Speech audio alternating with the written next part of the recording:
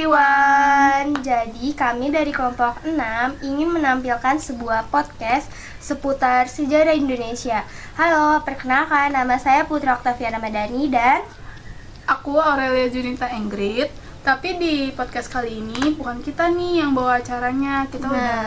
Kita udah ada host tertentu yang asik dan keren untuk membawa podcast kita ke depannya.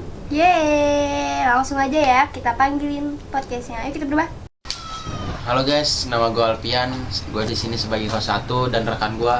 Nama gue Raffi Dama sebagai host 2. Di podcast kali ini kita nggak cuma berdua, kita juga panggil beberapa bintang tamu sebagai narasumber kita. Langsung aja kita panggilkan.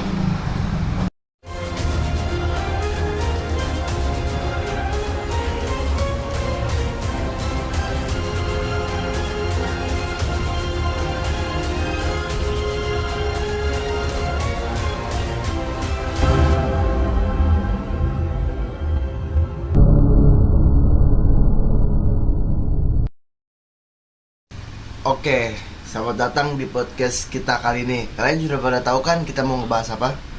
Udah. Nah, pada podcast kali ini kita tuh bakal ngomongin seputar penjajahan Jepang di Indonesia. Nah, kalau ngomongin tentang penjajahan Jepang di Indonesia nih, yang paling terkenal tuh tentang kekejamannya dan juga kelicikannya. Apalagi tentang propaganda yang mereka sebarkan, iya gak? Iya. Ya kayak kan mereka datang ke Indonesia tuh baik banget kan? Iya. Kayak dia sampai ngusir Belanda itu kayak apa sih? Kayak ada rasa terima kasih gitu kan ke Jepang, kayak kita jadinya membuka tangan, Melapang dada lah ya, menyambut dengan enak. ya benar-benar kayak ya udah dia datang sini, dia baik banget cuy, terus disambut hangat banget. Terus habis itu kita kayak sempet kerjasama gitu kan sama Jepang, ya gak sih? Ya, Organisasi itu ini. jadi bisa dibilang tuh propaganda Jepang tuh sangat efektif ya. Bisa juga dibilang bersih juga. Soalnya nggak ketahuan gitu gak sih? Sampai baru kelihatan bentuk itu pas di tengah-tengah. Tapi kalau yang gue tahu ya, awal mula kehadiran Jepang di Indonesia tuh karena waktu Perang Dunia Kedua. Iya. Tapi lu pada tahu nggak sih Jepang itu ngejajah Indonesia udah berapa lama? Gue tahu. Jepang di Indonesia itu 3,5 tahun. Nah, Jepang ngejajah Indonesia itu dari tahun 1942 sampai 1945. Dan pertama kali mendarat di Tarakan. Kalian pada tahu nggak Tarakan itu di mana? Ayo. Kalimantan. Kalimantan apa? Kan Kalimantan luas. Intinya Kalimantan aja. Sebenarnya itu Tarakan itu ada di Kalimantan Utara. Oh. Tapi kalian tahu nggak nih, waktu zaman penjajahan Jepang tuh ada yang namanya kerja paksa. Kerja paksa, bukan itu zaman Belanda ya? Ada beda lagi, tapi namanya Romusa. Dan dia tuh lebih kejam dari pas zaman Belanda. Nah, kira-kira kalau misalnya Romusa nih ya, katanya lebih kejam kan daripada kerja Rodi. Ya itu tuh kejamnya di masih Jepang. Nah, itu dia tuh eksploitasi sumber daya alam itu seperti Kalau nggak salah, yang gue tahu sumber minyak bumi sama batu bara.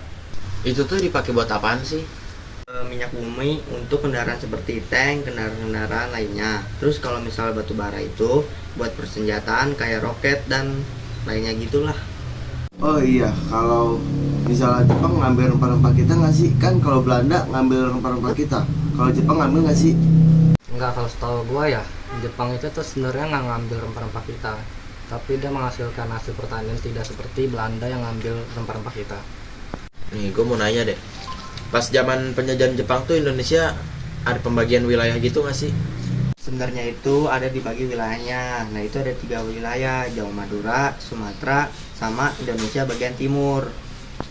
Nah, kan dibagi 3 wilayah gitu kan, otomatis kan biasanya ada dampak-dampak gitu kan. Nah, itu kira-kira dampaknya apa aja sih? pasti ada dampak sosialnya, ekonominya, dan ada dampak politiknya juga sih. Ada yang bisa jelasin nggak? Dampak-dampaknya tuh apa aja sih? Soalnya gue masih kurang paham. Kalau dampak sosial itu kayak kehidupan mereka dari sengsara, tentunya melihat kelaparan, menderita kehilangan pekerjaan, dan mengalami penderitaan akibat yang si Jepang-Jepang ini. Kalau dampak politik pada masa penjajahan Jepang itu apa aja ya? Setahu gua tuh dampak politik Jepang yang menjadi di Indonesia tuh membatasi organisasi politik, sosial, dan keagamaan. Mereka juga membatasi komunikasi antara kita nih. Kayak dia nih mengontrol surat majalah, terus surat kabar, film, dan sandiwara panggung itu. Terus mereka juga tidak memperbolehkan kita mengeluarkan simbol-simbol nasionalisme Indonesia, contoh kayak bendera merah putih, terus habis itu lagu Indonesia Raya. Emang lagu Indonesia Raya pas zaman Belanda tuh udah ada ya? Udah sih setahu gua ya, dia itu udah dibuat dari dulu. Mereka memang bebas dari penjajahan Belanda. Oh iya, kan tadi sudah dijelaskan tuh tentang dampak sosial politiknya. Kira-kira dampak ekonominya apa aja sih? Kalau nggak salah dari dampak ekonominya itu dari kebijakan Jepang secara umum sama dengan negara imperialisnya lainnya. Melalui semboyan negara makmur, militer kuat Jepang memiliki tujuan yang menjadi Indonesia sebagai salah satu basis militer. Serta untuk itu Jepang mulai menginspirasi segala sumber daya yang tersedia untuk kepentingan transport. Jadi intinya untuk mengambil rempah-rempahnya, minyak buminya, batu baranya, itu tuh untuk kepentingan selama perang gitu loh. Oh. Jadi kan pada masa itu dia udah ada perang gitu, udah sering perang lah gitu intinya. Nah mereka ngambil bahan bakarnya itu dari kita, kayak contohnya minyak bumi sama batu bara. Tadi diasingkan seperti itu.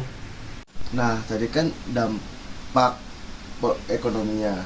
Kalau dampak positif negatifnya ada nggak sih? Pasti ada gak sih kalau dampak positifnya?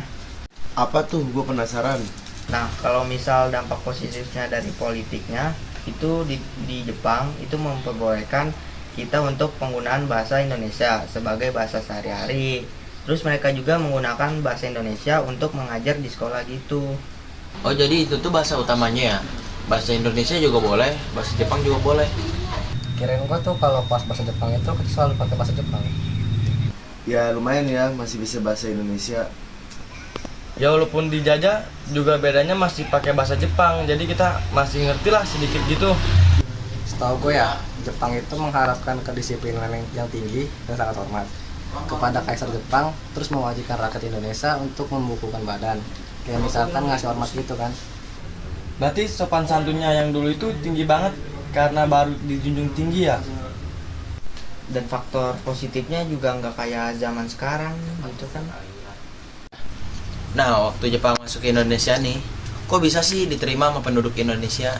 Waktu Jepang ke Indonesia itu menganggap dia tuh saudara tuanya Indonesia, terus di situ dia propagandanya juga 3A, Jepang pelindung Asia, Jepang pelindung cahaya Asia, Jepang pemimpin Asia.